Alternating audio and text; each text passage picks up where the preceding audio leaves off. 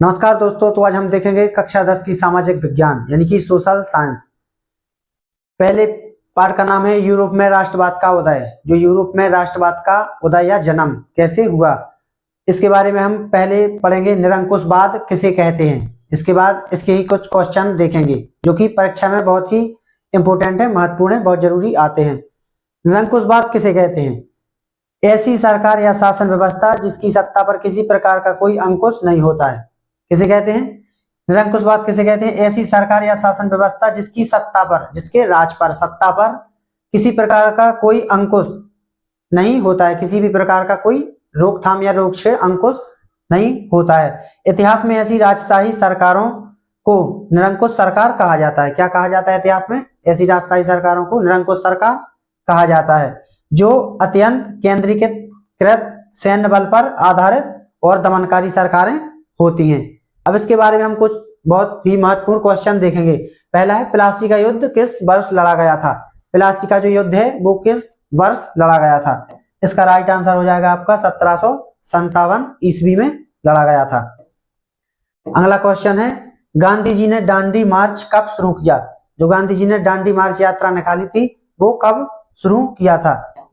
इसका right answer हो जाएगा आपका 1930 ईस्वी में दांडी मार्च शुरू किया था। इसके बाद है, पानीपत का तीसरा युद्ध किनके बीच लड़ा गया? पानीपत का जो तीसरा युद्ध हुआ था वो किस किस के बीच लड़ा गया था? इसका राइट आंसर हो जाएगा आपका अफगान और मराठा। किनके बीच लड़ा गया था पानीपत का तीसरा युद्ध? अफगान और मराठाओं के बीच। अब है, भारतीय राष्ट्रीय कांग्रेस की स्थापना किस वर्ष हुई? भारतीय राष्ट्रीय कांग्रेस की स्थापना किस वर्ष हुई थी? इसका राइट आंसर हो जाएगा 1885 ईस्वी में भारतीय राष्ट्रीय कांग्रेस की स्थापना हुई थी। अब है, जलियांवाला बाग हत्याकांड किस शहर में हुआ? ये तो सभी को पता होगा, जलियांवाला बाग हत्याकांड कहां पर, किस शहर में हुआ था? इसका राइट आंसर हो जाएगा अमृतसर में हुआ था, जहां पर लाखों लोगों पर गोलियां बरसाई गई थी। अब है, सिंधु घाटी सभ्यता एक महत्वपूर्ण स्थल हड़प्पा किस नदी के किनारे है? सिंधु घाटी सभ्यता का एक महत्वपूर्ण स्थल कौन सा? हड़प्पा किस नदी के किनारे है? इसका राइट आंसर हो जाएगा आपका रावी नदी के किनारे है। अब है, भारत छोड़ो आंदोलन किस वर्ष शुरू हुआ था? जो भारत छोड़ो आंदोलन शुरू किया गया था वो किस वर्ष शुरू किया गया था? इसका राइट आंसर हो जाएगा आपका 1942 ईस्वी को। इसके बाद है, किस मुगल सम्राट ने दीन इलाही धर्म की स्थापना की? किस मुगल सम्राट ने, जो मुगल शासक है, उसने दीन ए इलामी धर्म की स्थापना की थी? कौन सा शासक है वो? अकबर। इसके बाद है, स्वतंत्र भारत के प्रथम गवर्नर जनरल कौन थे? जब भारत स्वतंत्र मतलब आजाद था, इसके प्रथम जनरल गवर्नर कौन थे? इसका आंसर हो जाएगा लॉर्ड माउंटबेटन। Lord Mountbatten. इसके बाद है, बंगाल का विभाजन किस वर्ष हुआ? बंगाल का विभाजन किस वर्ष हुआ था? 1905 में बंगाल का विभाजन हुआ था। चलिए देखते हैं, अगला पॉइंट है, जनमत संग्रह किसे कहते हैं? जनमत संग्रह का अर्थ क्या है? जनमत संग्रह का अर्थ है एक प्रत्यक्ष मतदान जिसके जरिए एक क्षेत्र के सभी लोगों से एक प्रस्ताव को स्वीकार या अस्वीकार, अपनी बात मनवाने या उस बात को ना मानने, अस्वीकार करने के लिए पूछा जाता हो, उसे क्या कहते हैं? जनमत संग्रह। अब इससे संबंधित कुछ क्वेश्चन देखते हैं। किस घटना के साथ यूरोप में राष्ट्रवाद का उदय माना जाता है? ऐसी कौन सी घटना है जिसके साथ साथ यूरोप में राष्ट्रवाद का जन्म या उदय माना जाता है? इसका राइट आंसर हो जाएगा फ्रांसीसी क्रांति से राष्ट्रवाद, यूरोप में राष्ट्रवाद का उदय माना जाता है। अगला प्रश्न है, राष्ट्र राज्य का क्या अर्थ है? राष्ट्र राज्य का क्या अर्थ है?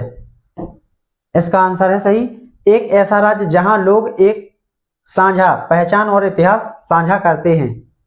क्या है? एक ऐसा राज्य जहां लोग एक साझा पहचान और इतिहास साझा करते हैं।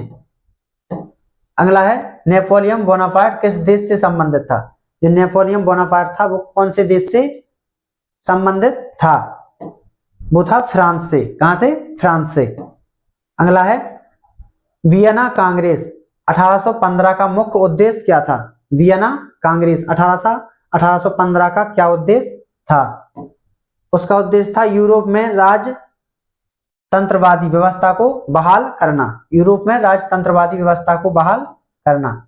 अगला है मेजनी किस देश से संबंधित था? मेजनी कौन से देश से संबंधित था? वो था इटली से। कहां से? इटली से। जोलवेरन नामक शुल्क संघ का संगठन किस वर्ष और किसके पहल पर किया गया था?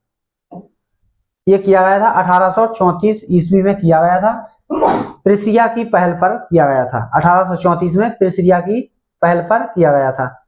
अब है रक्त और लोह नीति किसने अपनाई थी? रक्त और लोह नीति किसने अपनाई थी? ब्लड एंड आयरन पॉलिसी किसने अपनाई थी?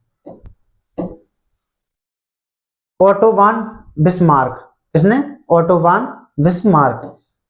अब है 1848 की क्रांतियों का मुख्य कारण क्या था? 1848 की क्रांतियों का मुख्य कारण क्या था?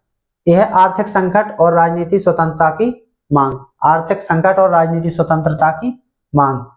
अगला है जर्मनी का एकीकरण कब हुआ था? जर्मनी का एकीकरण किस वर्ष हुआ था? यह हो जाएगा आपका 1871 ईस्वी में हुआ था। अगला है ग्रीक स्वतंत्रता संग्राम 1821 से 1832 का परिणाम क्या था? 1821 से 1832 का परिणाम क्या था? इसका है ग्रीक एक स्वतंत्र राष्ट्र के रूप में मान्यता प्राप्त किया या की थी।